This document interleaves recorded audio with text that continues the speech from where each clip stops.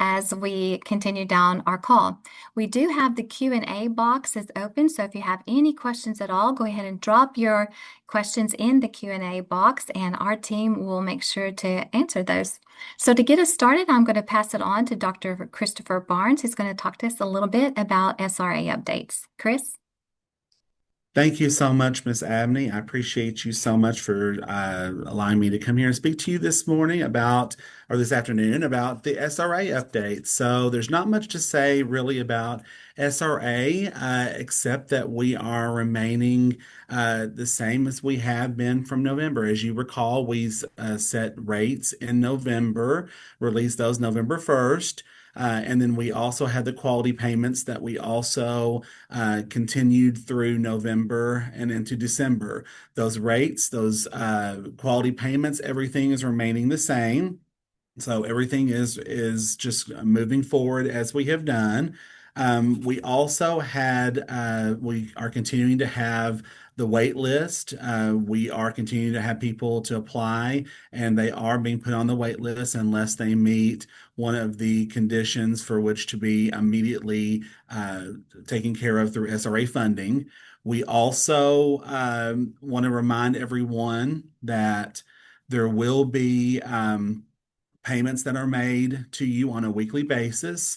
We did have some, I guess, the payments that were made through the holidays. There was a little bit of a delay due to ACES and the holidays and so forth, but those payments are made on a weekly basis.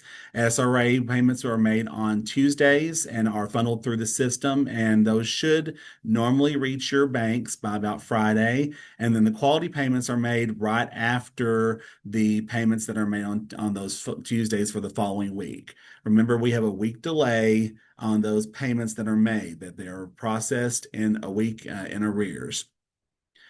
Just also a reminder to everyone that if you are that we do have family eligibility that is made for 13 months instead of the 26 months on some areas. So every 13 months, families will be re-evaluated for redetermination.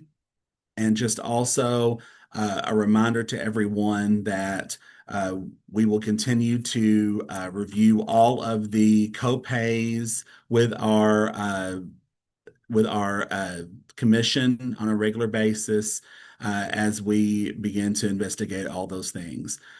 What I will also share with you, I know there's been some things in the news about freezing of accounts, and what I want to tell everyone on that is that the CCDF funding has not been frozen. There is some justification that we have to provide with our federal partners due to some of the things that have happened in other states like Minnesota. We are well aware of what we need to do with regard to that. We've received some guidance from our federal partners, and we will continue to work with our federal partners to do exactly what we need to release the funding as we need to. So I think, in a good position for us to be able to do exactly what needs to be done with that. And I think that's all we have as far as SRA is concerned. And so I'll pass it over to Paige Cox, who's going to talk to us about Better Beginnings. Thanks, Chris, Dr. Barnes. Good afternoon, everyone. I just wanted to take a moment to remind you that, first of all, quality is going nowhere. Quality is very important to us in the state, but we are in the process of going through a transition period with our quality program. And what that means for you is that our Better Beginnings procedures look different. Things are kind of at a standstill right now. We are in the process of looking forward, and so whatever your current Better Beginnings level is, everything is kind of on pause. You will maintain that same Better Beginnings level for the rest of the program year. If you are up for recertification and you have any questions, you can certainly email us. We're happy to help you. but our focus right now continues to be on quality. And as you know, the class tool is the tool that we have been promoting and providing training on over the last couple of years. And so, fortunately, Alicia Atwood, who is following me, is going to provide some more updates about class. Thank you, Paige. I am so excited to be here to talk to you a little bit about class and some of those updates. So one of the things that I'm super excited about, we just received this morning, our team has been really working to provide some additional custom events that will help our leaders, our observers, and our educators become more familiar with class and develop strategies to implement in classrooms when we're thinking about class. So I want to walk you through the OEC class website. And you can see right there, we've got the address listed, www.oeclass.org. And Keeler is going to click that link and it's going to take you here. Now, there's a lot of information on this page, and I just updated it this morning with the new information about the class strategy series that we've got coming up in January and February. So I'm going to have Keeler walk right up to the top where it says registration is now open for the class strategy series. If you click on that button right there that Keeler's on, it will take you to the new events that we've got coming up. And Keeler, if you don't mind scrolling down just a little bit so they can see that the first one on the left-hand side is really for observers.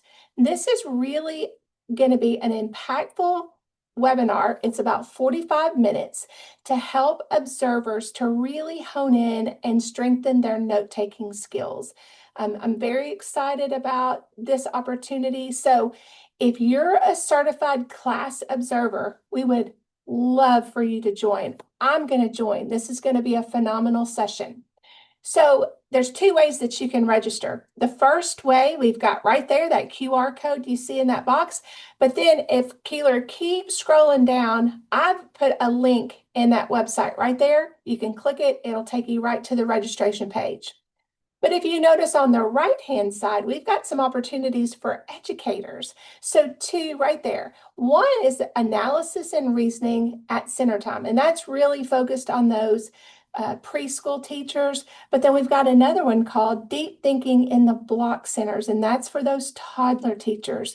So we've had some really exciting strategy series through Teachstone that we've provided throughout the year, and these are the next two that are coming up for educators. So I'd love for you to register for that, for you to tell everybody in your programs to join, to hop in and join that, and I know they'll love it. And here's the thing, if you register for that and you can't, if something comes up, as it does sometimes, don't worry, they'll send you access so that you can get access to that later. You'll be able to log in and get something, the recording, if you happen to miss that.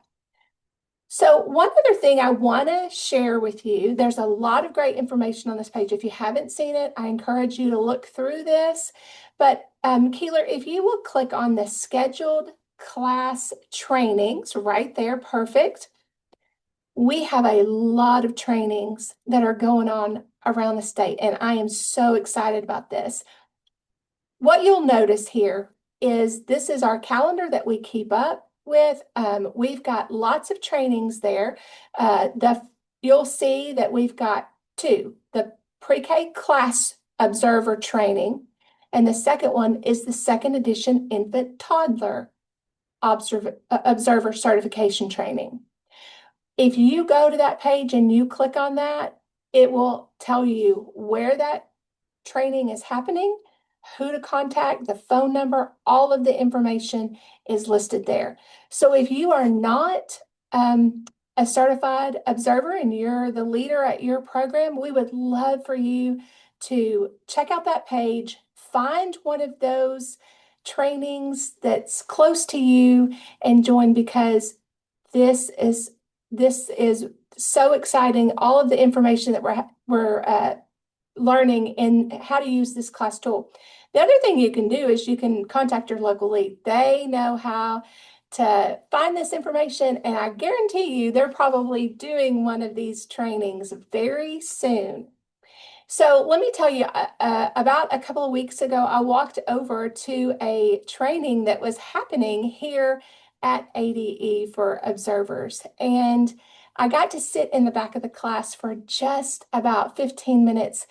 And I was so excited when I heard providers talking about the new second edition infant toddler tool and how amazing it was and how much they loved it. And so it just so happened, I said to one of them that was in the class, I said, would you mind sharing your enthusiasm with uh, all of the other program leaders in the state? And she graciously accepted that invitation. And I'll tell you, I first met Gina when she was going through to get her pre-K observer certification training. And then a couple of weeks ago, she was going ahead and getting her infant toddler observer certification training. And so I've known Gina for a while.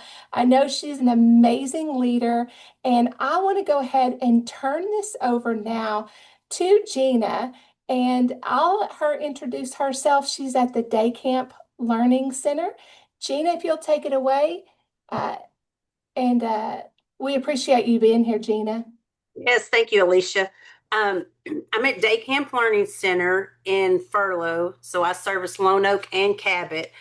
I've been the owner and director here for, it'll be 35 years in September. 6 weeks to 12 years is what we service. We have a full summer program and private owned. I was so excited whenever we went and started looking into this class, my assistant director and and we went. I was like, okay, what's this new class thing about? We went in July and took the first of the pre-K. I was so excited, so overwhelmed. And like I said, it's been 34 years on my 35th year doing this, and it's back to where it should be. You can actually have time to go into those classrooms. And if you're a private owned daycare, or even I'm sure schools go into the same thing, there's never enough time. There's never enough time to focus on where we need to be focusing, and that's the kids. We've all heard it. Birth to 5 years, birth to 5 years. Well, that's where we are. It's birth to 5 years. And the training was absolutely phenomenal. The Lisa and Sherry, who I got my training with, we call them the dynamic duo around here. There, you have cell numbers, you have any way that you need to contact them, any questions. Even whenever after my certification I passed, but I still didn't like a score that I got on a video, and I called on a Friday night, and Lisa Hardage was right back on it talking to me, pulling up the information. But guys, this is more, you walk into that classroom, and you know what? That schedule on the wall is great. We got to have a schedule. But if you're running over, if we're enjoying what we're doing and it's kid led and the kids are excited and they're doing everything they want to do, then why rock the boat? Why are we so busy on stopping to move over to this next center? And that's what we loved about it.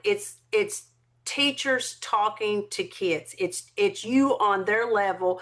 It is them deciding what they want to do, how they want to do it, where they want to do it. Now, we don't give the keys to the prisoners, obviously, but you know what I mean. It's been great. We love it. Loved it so much. I went back to do the infant one because I'm like, there's areas with infant toddlers where one size doesn't fit all, and those science centers for those infants and toddlers in some of the previous, I'm like, it's just not working out. But I felt like it was tunnel vision. It was this way or the highway. But I love it. We love it. My teachers love it. I walk in and I'm like, no, don't stop. Don't stop dancing. Don't stop singing. Don't stop walking through those kids, everything you're doing. You're in a room with 6 infants and the only one talking is you. And that's okay. That's exactly what needs to be happening. We love it. We love it. I haven't been this excited in a long time. Gina, thank you so much. And I loved visiting with Gina on the phone just last week. And she was talking about a situation where she got to go into a classroom and she was putting some of that into place as the children were eating lunch and they were talking about green beans. So, guys, I'm super excited for you guys to all become class observers and learn more about this new tool. And thank you, Gina, again for joining us. Yes, ma'am. And we'll continue throughout these monthly webinars to highlight the importance of class and have more people come on and tell their story about their new learning. So right now, I'd like to pass this back on to Ashlyn Abney. Thank you. Thank you, Alicia. Thanks, Gina, for joining us. I appreciate that. I think class is going to be interesting to see how it just increases our interaction with the children and with the adults in the room. So I'm excited to see all the good things that are going to happen too. Okay, I wanted to talk with you all about the new platform, the new meeting platform that we're using right now. And I've seen in the Q&A section that it looks like there was a difficulty for some people with the link. And so I'm not exactly sure, you all, what is going on with that, but we will definitely take a look at it and see if we can figure out why some don't have any problem getting in and others are having problems getting in. So I don't have an answer for you on that just yet, but we will work on it. We did switch to a Zoom webinar format as opposed to a Zoom meeting platform. And the reason for that was because we were limited under the old meeting platform to only 300 participants. And so we had gotten feedback, especially around the end of the year last year, that there were many more people that would like to have attended had we had the space for it. So that is the reason for the new platform shift. And so there are some differences in that, being that it's a webinar. You'll notice that you'll see the slide deck instead of all the faces that we had in the past. The microphones will be muted, but with that, we do welcome any questions that you all have, and you can drop those still in the Q&A box, and one of our team members will answer those questions. So I can see that happening now. Where we've got different leaderships are answering the questions that are in there. So my team, if you can take a look at those questions too and help maybe answer some of those so that we can get that done while we're still on the call. But that is the reason why I had gotten some questions about why are we switching the platform, and that is the reason why, really just to let more people be able to participate and to attend. The next thing I wanted to visit with you all about is the provider vendor survey. And so that will be on the next slide there. There is a QR code if you want to use your phone to go ahead and do the survey now. Keeler will also be dropping the link to the survey so that you all can have it there as well. The survey closes tomorrow at noon. So I just wanted to bring it to your attention again. This was sent out to all providers back in December. And the survey is just wanting your feedback. I'm very interested in hearing from providers on the feedback on the training that we have provided for the last year. And so you will see there listed the different vendors that we work with, and there will be questions pertaining to the vendors on what was helpful, maybe what wasn't helpful, what you would like more of, less of. So if you could take just a few minutes, it won't take that long, but if you could take just a few minutes to fill out the survey, that definitely would help me and my team when we're getting ready to look at the grants that we're going to do for the upcoming year in terms of professional development. All right, I also wanted to just briefly talk to you all about the delay of payments. I wanted to personally apologize that some of those payments were behind around the holiday, and I learned myself about that system and how it works. I wanted to go ahead and notice you up for all the state holidays for 2026. So you'll see there on the screen all of the holidays that we have. And then Keeler will also drop that link for you so that you can have a copy of it if you choose to keep a copy of it. But this would be the times that you could potentially have a delay in your payment. I just wanted to make you all aware of that so you could plan accordingly. And again, I apologize that we did not get that information out to you before. It's my understanding that this is something that occurs every year, a delay in payment around the holidays.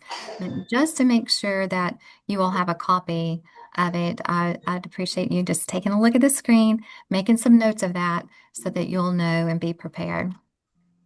All right. So the next thing that we wanted to do is to look at the questions. And so I wanted to go back and Chris, if you don't mind, because we have had a delay or some type of an issue with the link, I've noticed several people have said that they missed the first portion, and I know people are mostly concerned about SRA and what's going on there. So if you don't mind, Chris, just hitting the highlights again of SRA. Absolutely. Yes, thank you for putting that slide up, Keeler. Just a reminder to everyone that the SRA rates and quality payments that we had in effect from November 1st are continuing to remain in effect. There's no change with those. Those rates and quality payments will continue to be processed as they have been. Reminder that we process payments on a weekly basis. The SRA payments are processed on Tuesdays for the preceding week. So the following Tuesday is when those are paid. And then it takes a few days to process through our system. As Ashlyn stated, we'd had some issues with the holidays because Christmas Eve was on a Wednesday. And by the time we processed on Tuesday, the state system, ACES, where all of our warrants are released, that system stopped taking their payments sometime around early part of Tuesday. So we were not able to get those in. We were not aware of that delay that they would have. And we believe that that was going to be processed. So that's where the delay was for that. But usually that would be processed on that Tuesday. Those would go out, and your bank should receive those probably in the next couple of business days. The quality payments follow immediately thereafter. So we try to pay those on the same day or the next day from those. So you should see two payments that are there. If we get them at the same time, they come in one warrant, but they could come in two separate ones. Unbilled authorizations do deobligate after 30 days. Just a reminder on that we mentioned that in our call in November. And just a few other reminders. We also have a wait list that remains active. And we will continue to have people go to the wait list unless they meet our priority one designations. Those would be homeless, special needs, foster care. And then if we have and then family eligibility, we do review those for re-eligibility every 13 months. If families do continue to remain eligible, we will continue to have them to be part of the SRA process. If not, then they would just no longer be eligible.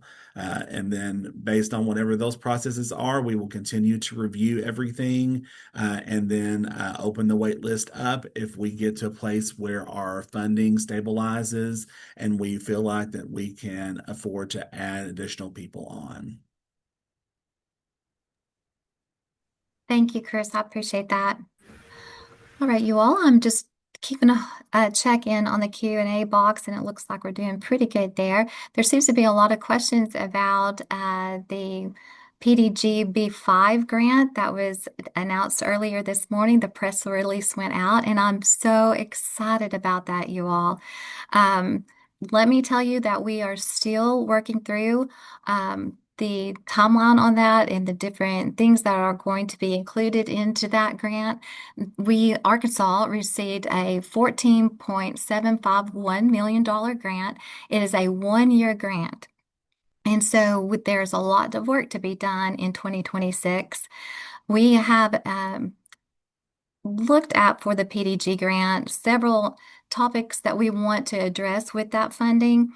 I'm going to give you just an overview of it, but there will be more information coming about that once we get ourselves around the money and what the requirements are, what we need to do with it. But the topics that we're looking for are we want to first sustain and continue the work of the local leads that we've already started. We will be looking at a potential of a third-party review for the class observations. some of this money, you all, will be for quality enhancements. And I've seen some questions in the Q&A box about quality not being tied to SRA. That is something that we are exploring. So I want to let you know that. Part of the money we are interested in potentially using for some type of a workforce or stipend or some type of funding back to the early childhood workforce. So this would be people that are working in licensed facilities. We're looking at a portion of it being for trainings that are coming up and also for some data systems and budgeting tools that we are interested in.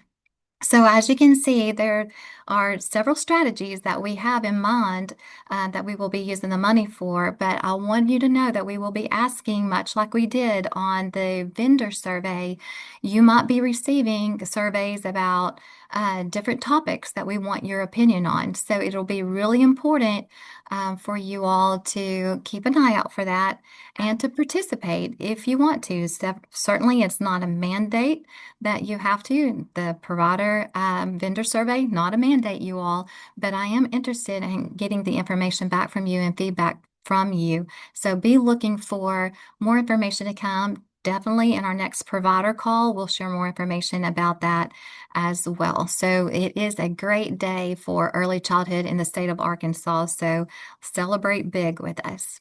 All right, I want to check one more time on the Q&A, see how we're doing there. Anything else from our team, from the panelists? Anything else that I failed to mention that we need to mention? Hey, Ashlyn, this is Jennifer. If we could circle back and just share a little bit about the freeze on the CCDF funds. Some of the people who got on late didn't hear that. Oh, yes. Thank you for mentioning that, Jennifer. There was some information in the news. You probably saw some information come across on national news regarding Minnesota and apparently a child care scandal up there regarding CCDF funds in that state. And some information coming from the U.S. The U.S. level, the federal partners about the freezing of CCDF funding.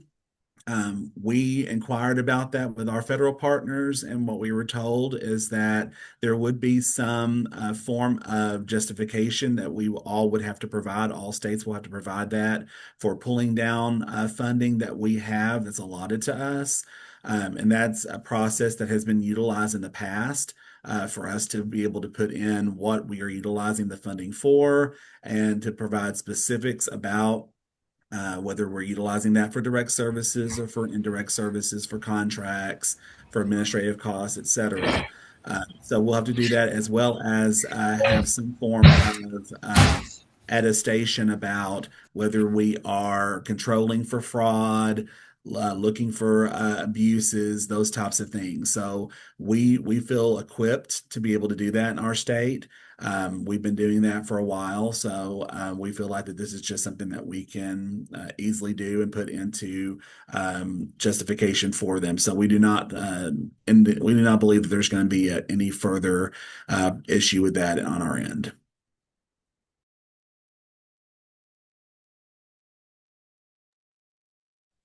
Okay, you all, I'm seeing a lot of questions in the Q&A about finding out more information about the new grant.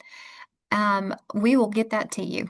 So let me get that figured out once we get off the call, and we'll probably send it maybe through ELS. So be looking at it, be looking for it in the next like maybe day or so, because we need to schedule that to go out. So we will get you some more information about that.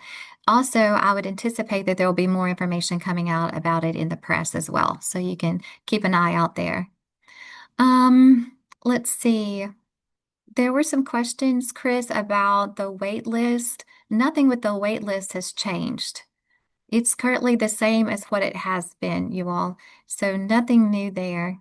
There was also a question about the quality payment and SRA payment coming separately, and for now, that also is staying the same. There's no difference there of anything that we're doing with any of the SRA processes that we have in place for now anyway. If there should be a change in any of that, we will definitely let you all know.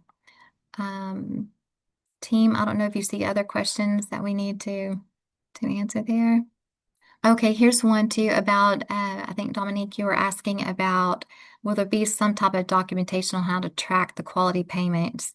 And I do know that we're working with our finance team for you all to be able to know when you get your money, which part was for quality and which part was your standard or your SRA rate payment. So we're working on that one. There's not any of that now that I know of. Chris, did I misspeak there?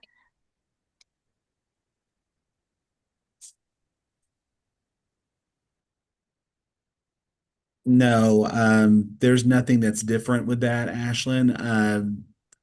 Really, the only thing that we have is um, the process for SRA payments is one that's an automatic process through the system. The quality payments are done manually. That's the reason why there are two separate ones.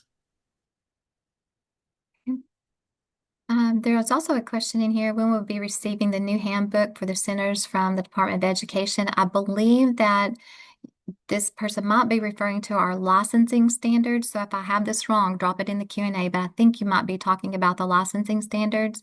Those are currently being reviewed, and I don't have a timeline for you just yet, but hopefully it would be sooner rather than later.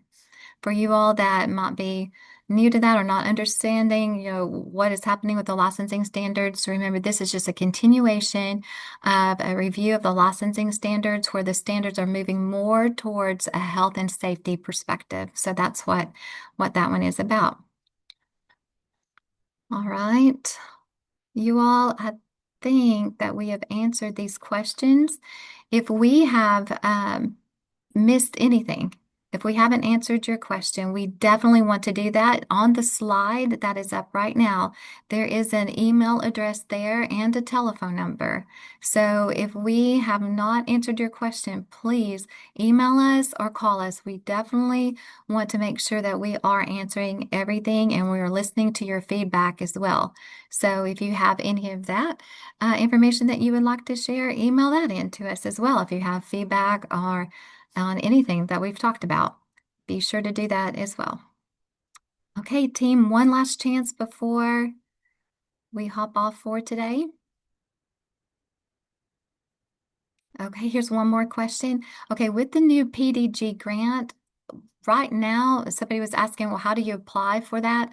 Right now, there's not an application open for anything from the new PDG grant money. So if that should change, we'll let you know. And let me see, I'm gonna look one more time, y'all. Okay, I think that we've gotten them. Again, if we missed anything, then please email us or give us a call. All right, you all have a great afternoon and Happy New Year to you all.